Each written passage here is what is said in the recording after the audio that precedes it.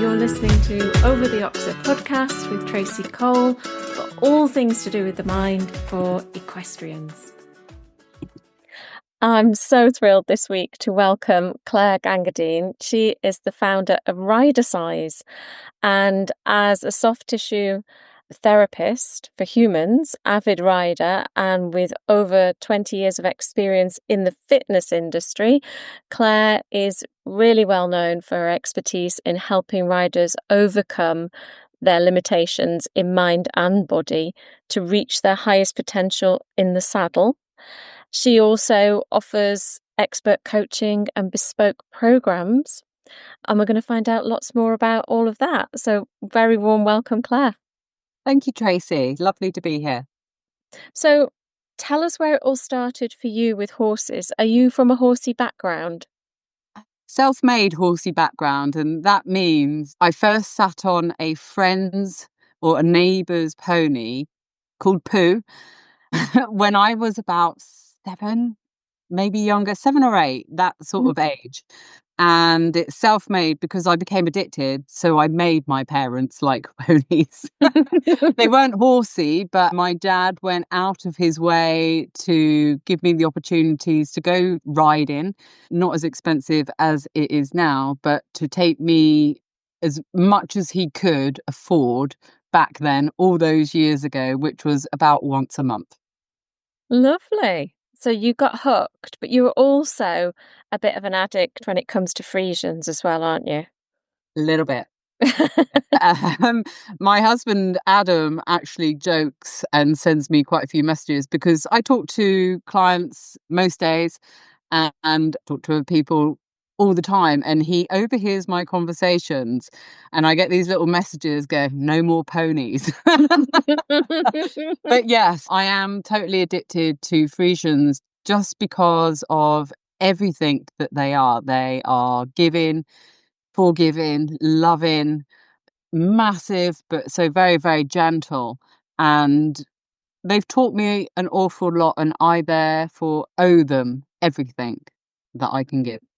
Oh, that's lovely. They're so flashy as well. They're so gorgeous. High maintenance, you mean? Well, I know they're not easy, and you've got 4 of them, haven't you? I have, yes. No, they're not easy. They come with many sort of care conditions, if you like. They do suffer from some skin problems. They can get sweet itch, and their joints are prone to osteoarthritis. So yes, they do come with a care condition label, if you like. So what about the fitness side of things for you? Has that also been a lifelong passion, or is that something you developed later on?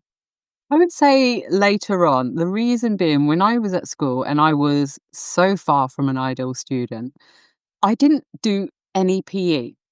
So I think in year 9 at secondary school, and I know all the grades are changed now, but year 9 in secondary school, out of 294 days, I attended 74 days of school. Oh, wow. And I attended 2 PE sessions.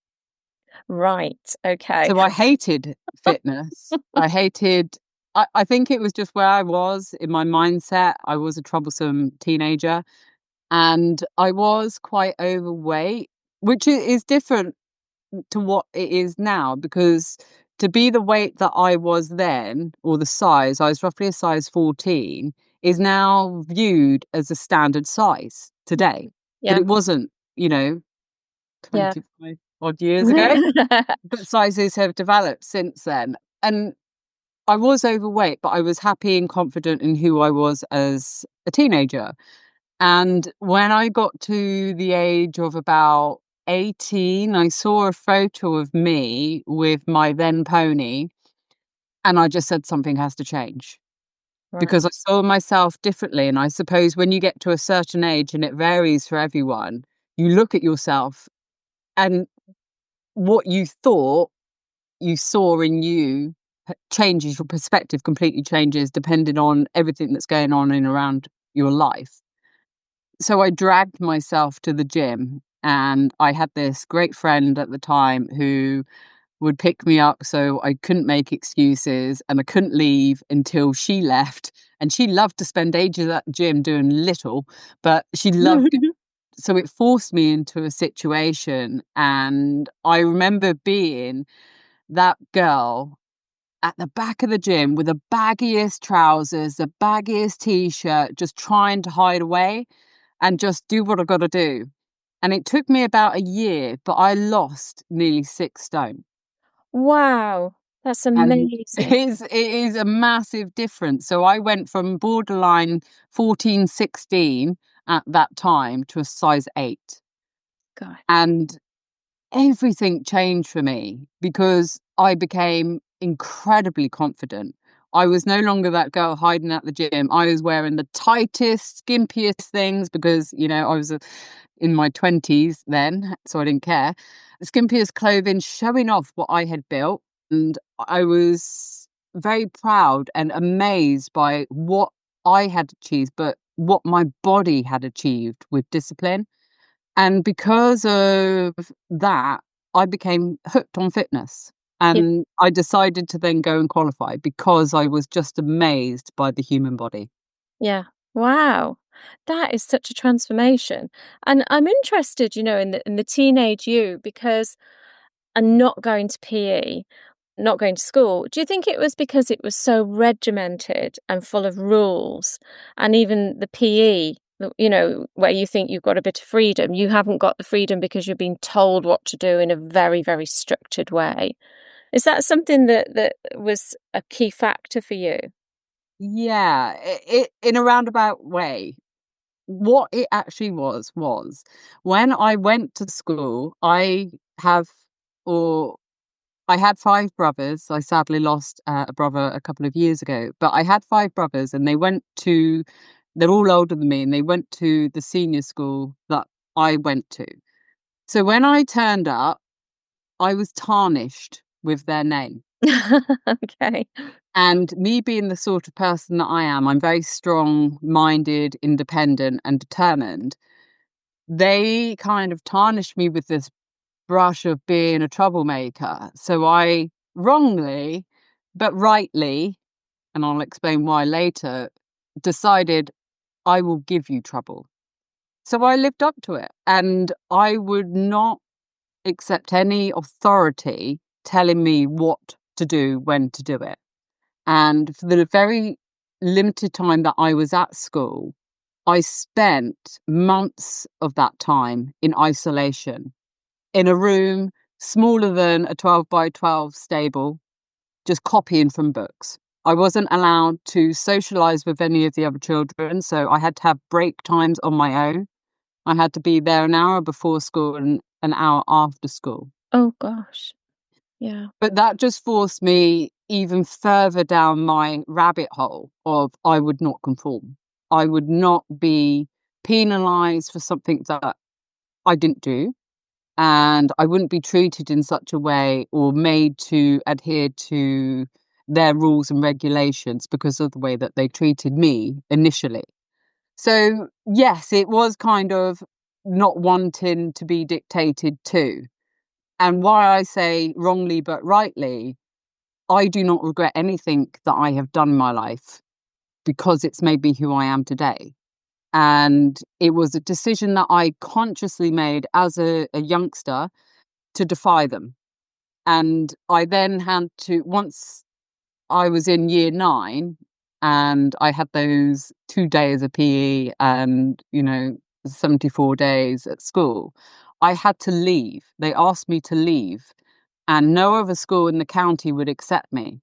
So I had to change counties. My parents were divorced. So I left my mum and went to live with my dad in Berkshire.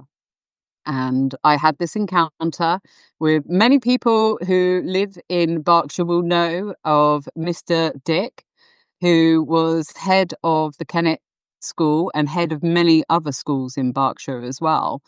He took one look at me when I turned up for my induction and he just said, "Take your hands out your pockets and sit there and be quiet."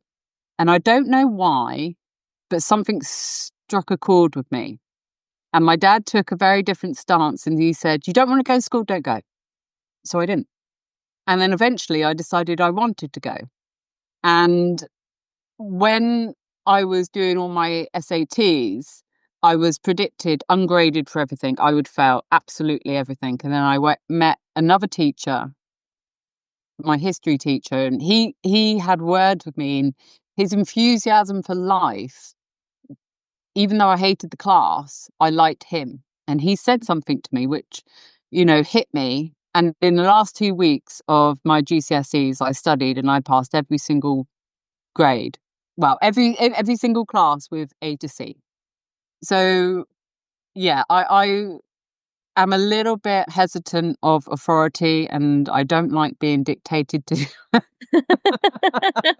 And the weight loss is it's something that I had to decide on my own. I don't really remember being bullied for it, but there are elements of being bullied in my past which I turned around because I don't accept that sort of behaviour from people either. And I've probably gone way off topic.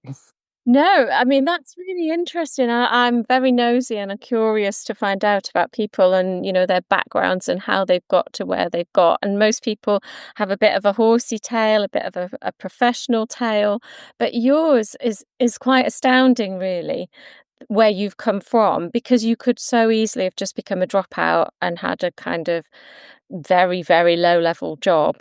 But you haven't. You've become an entrepreneur, you run your own business.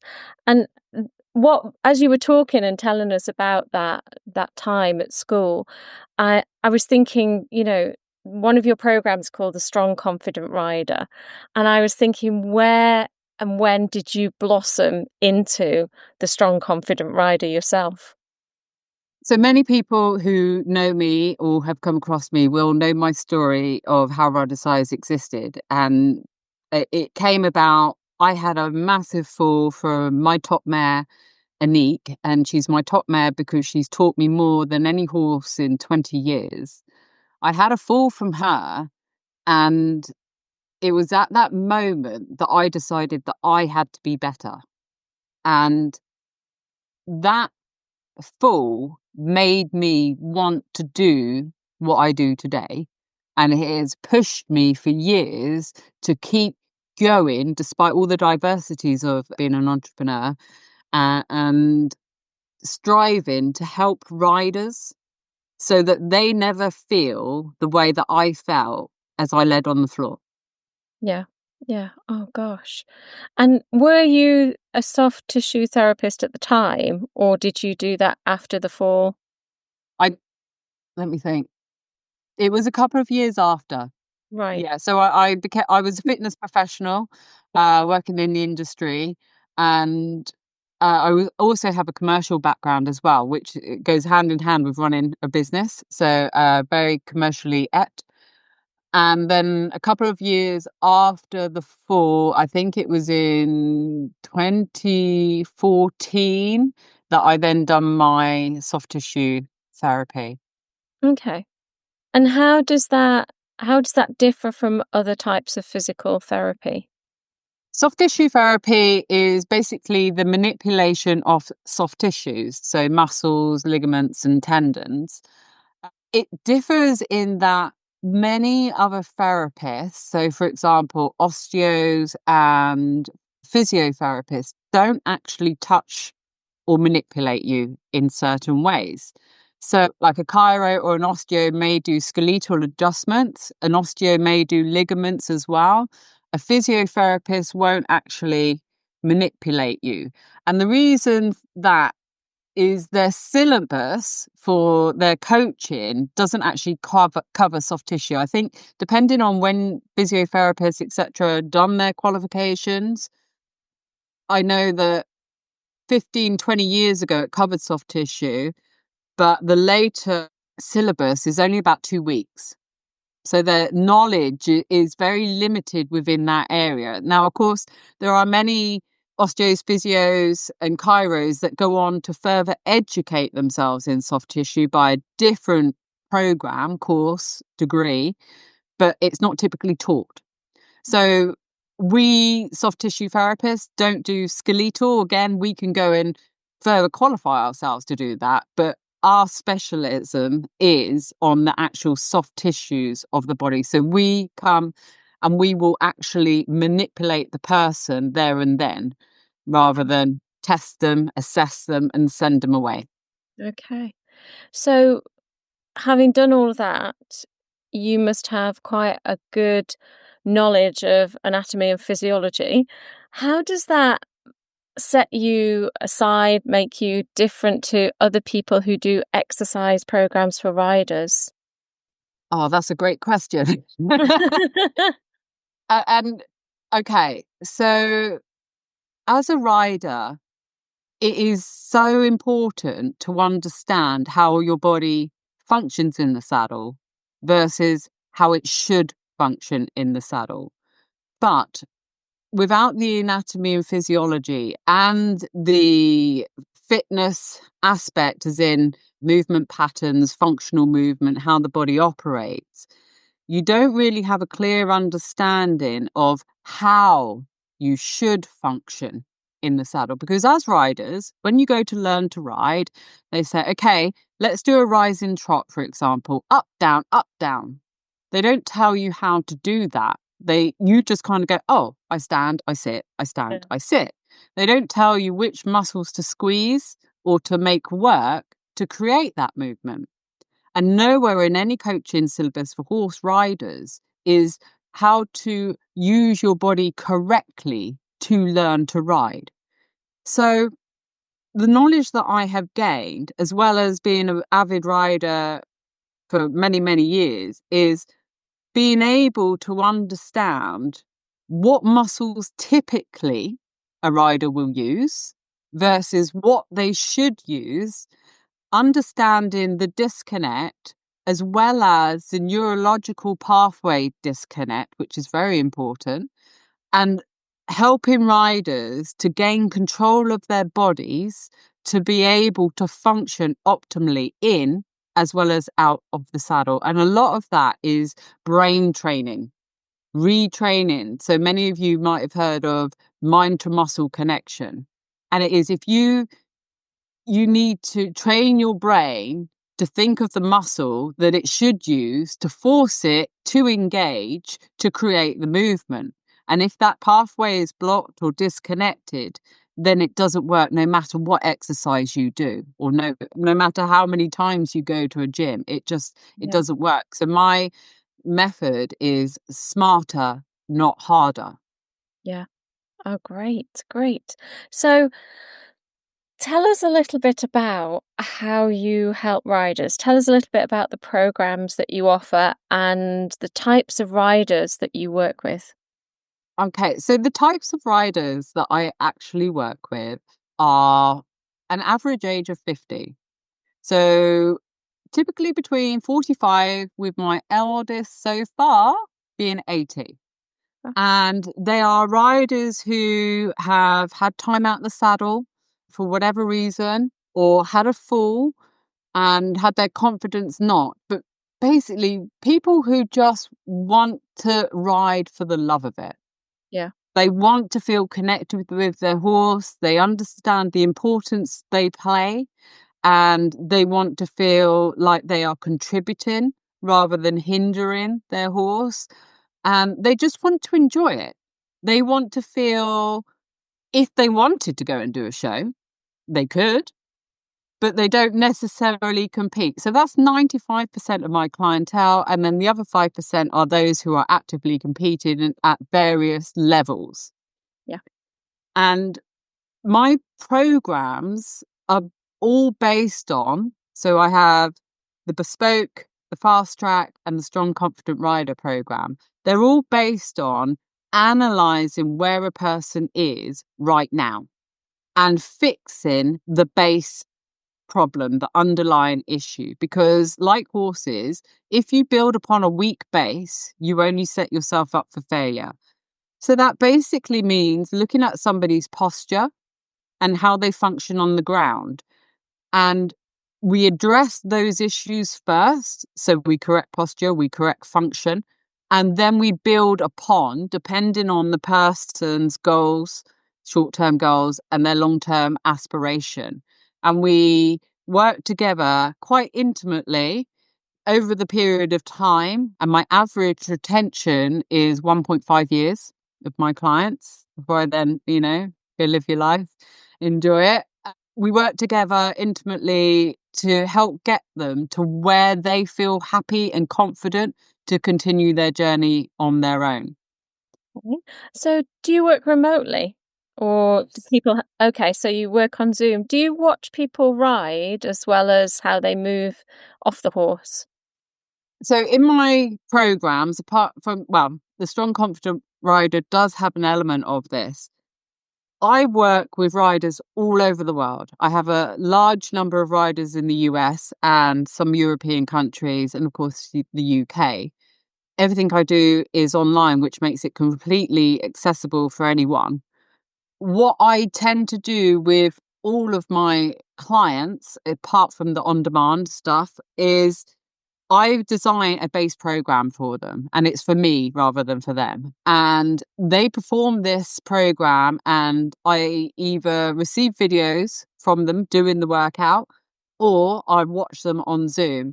And it allows me to identify dysfunction in the way that they function on the ground. So I don't need to see how they function in the saddle because I already know based on how they function on the ground. Oh, that's really interesting. Yeah. If they want me to, I'm more than happy to watch them ride and pinpoint, why they're having issues, why they do this and do that.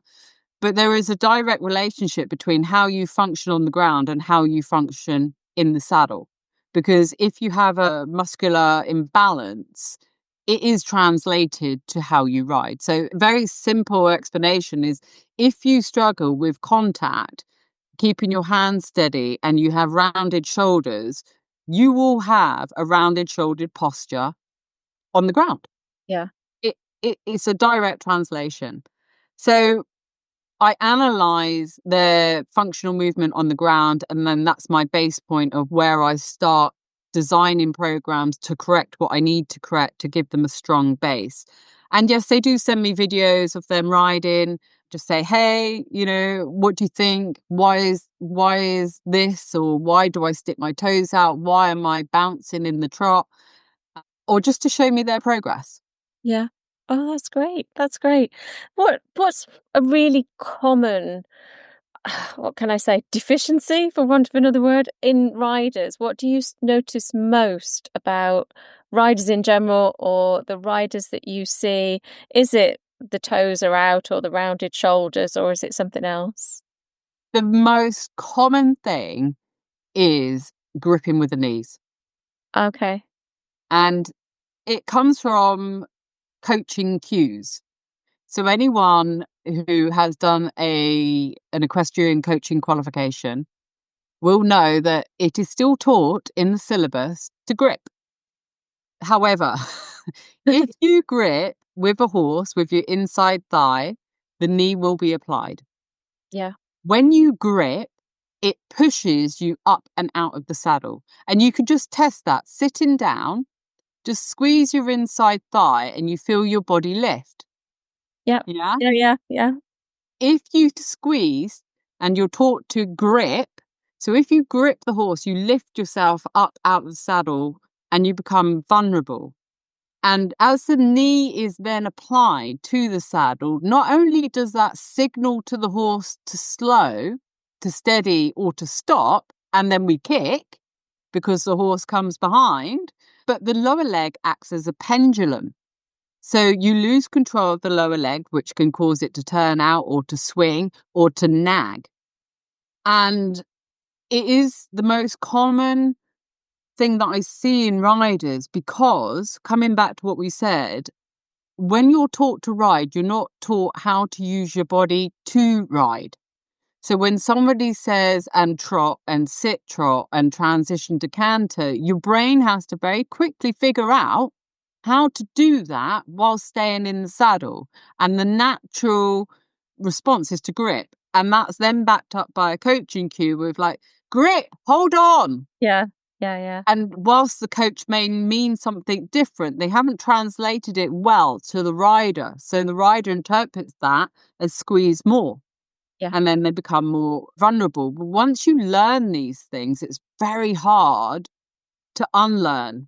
Yeah. And I would very confidently say 90%, if not more, of riders that grip do not have any idea that they are doing it. And you will say, stop gripping, and they will adamantly tell you they are not. And there's ways that you can prove that they are, but that is the most common. And that will account for lower leg instability, collapsing through downward and upward transition, unsteady hands, bouncing in the sitting trot, unable to get canter. If you have a dominant right leg, you can't get right lead canter. If you have a dominant left leg, you can't get left lead canter. It also causes horses to be disjointed. It can also cause horses to have intermittent lameness, and it can also cause back problems for the horse. Wow, all from that. What does it stem from? Does it stem from weak hip muscles, or is it that the thigh muscles are just switched on too firmly? Yeah, pretty much. Again, what we say, you're not taught how to do the sit and trot or to transition to canter, what muscles you should be using. So the body quickly figures it out, and we rely on the grip method. And we are all one-sided, like horses. They're all one-sided, and we will tend to overgrip on one side in order to stabilize on the opposite side. But it also comes from, the coaching cues that are given. Because the words that you say to a rider at that time are very influential. And you could say 15 words and they will pick 5 of those words that they hear and they take on board. So, for example, when a coach says heels down, what that actually means is when the heel is being curled towards the bottom.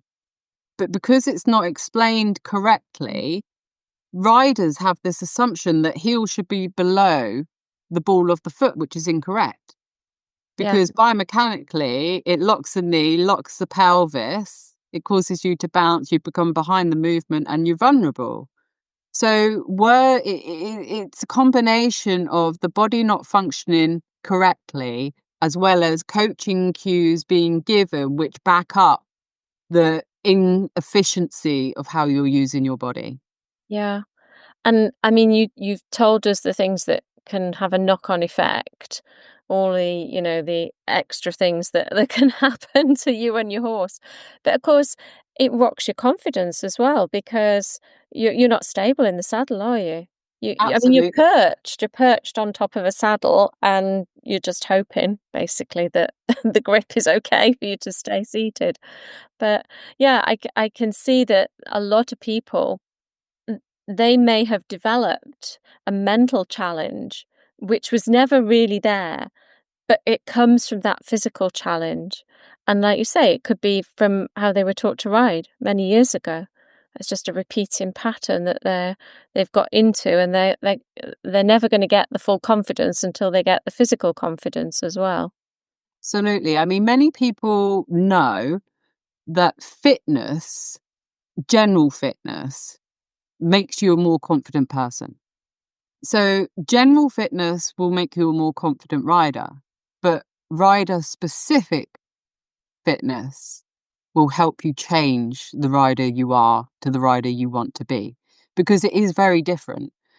And feeling strong and able in your body changes the way you feel about yourself, and it gives you the confidence to try different things, to be open to more suggestion, to try different methods. And it reinstills that self-belief that actually you can, because if you can achieve a fitness goal, for example, then you can achieve anything. And that includes learning to be the rider you want to be. Yeah, yeah. So you mentioned that some people stay in the program for about 1.5 years. how quickly do people start to see results? Now, I know that's a how long's a length of string kind of thing, but if your typical person who may not have exercised since school, or maybe they've had kids and they've not exercised since before they had kids or something like that, how long does it take for them to start to see, I'm not saying the full blown results, but how long to see some results 4 approximately? weeks. Wow. 4 weeks. 4 weeks of doing a 5 to 15 minute specific workout 3 times a week. That's it. Wow. That's nothing, is it? In the It's grand nothing. scheme It's of the things. consistency. The 3 times a week of a very specifically structured program where you are doing the same movement patterns time and time again, retraining the body as well as the brain. And so that those movement patterns become almost self-automated. And remember, when you're in the saddle, you've got to think about the weather, the horse. Did you turn the washing machine off? The dragons in the hedge, what direction you're going, what speed you're going. You don't have time to think about what your body is doing. Yeah. So when you're consistent with a very structured program, within 4 weeks, the brain has already started reconnecting the correct pathways. So some of the movement patterns start to become automated. So, for example, in the rising trot, you learn to squeeze and push rather than to grip and hold. Just that simple thing makes riding a little bit more fluid. You notice the horse is a little bit more forward. You notice that actually you are controlling the pace. So there's little changes that start to happen that early on. Wow, that's amazing. That's really, really fabulous. It just shows you, doesn't it? Because we always think about, oh God, exercise. I've got to go to the gym. I've got to do half an hour every week. Or I've got to be going 5 times a week. And it's such a drag, especially for equestrians, because we're time poor as well, aren't we? As well as often Absolutely. financially poor, but very time poor as well. So yeah, that is really fabulous. Can you give us then one little tip, and it could be practical or it may be something to think about. One little tip that you would give to equestrians. Okay. Oh, so many. But coming back to the gripping, because I think that this can be life-changing for you. So many of you would have known about the Franklin method, and it is a great method, but get yourself some rolled up socks or some tennis balls. And as you get on your horse, now don't worry, I've never seen a horse freak out about a tennis ball, but gently place the tennis ball on each side inside the leg, just between where the thigh ends and the knee starts. So you want to place the balls on both sides there and hold it so the ball doesn't fall.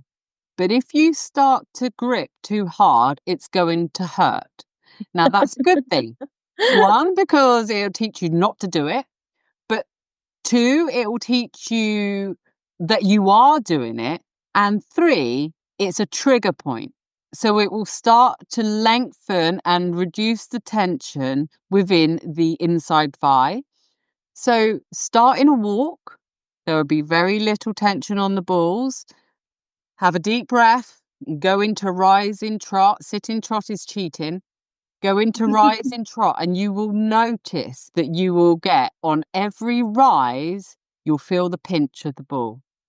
And remember, you want to hold the ball softly so that it doesn't drop, but not enough that you get that feedback that it is just uncomfortable for you. And that is one sure way to know whether or not you are using too much inside thigh. And if you're using too much inside thigh, it has a knock-on effect on the rest of your body and how it is functioning. So you will know that it is dysfunctional. So if you focus and doing the trot, and if you're feeling really brave, do a transition to canter and canter to trot, you can focus on squeezing your bottom and relaxing the inside thigh. Then take the balls away, and I promise you, the ride from there on will be absolutely phenomenal. That's a great tip. I love it. I love it. I haven't got any Franklin balls, but I might try some socks. Yeah, or just tennis balls. Any of those like small balls that give, like you have some of those self massage balls Yeah. or anything like Yeah. that. Yeah. Yeah. Oh, great. Thank you ever so much. So, where can we find you on the internet and where can we find you on socials? So my socials is Ridercise for Facebook and Ridercise 365 for Instagram. And my website is ridercise.co.uk. Oh, that's nice and simple. I'll put it all in the description box. But thank you so much, Claire. That has been so interesting. And I think we've all learned quite a lot, especially about gripping. Thank you. Thank you, Tracey. I really appreciate your time.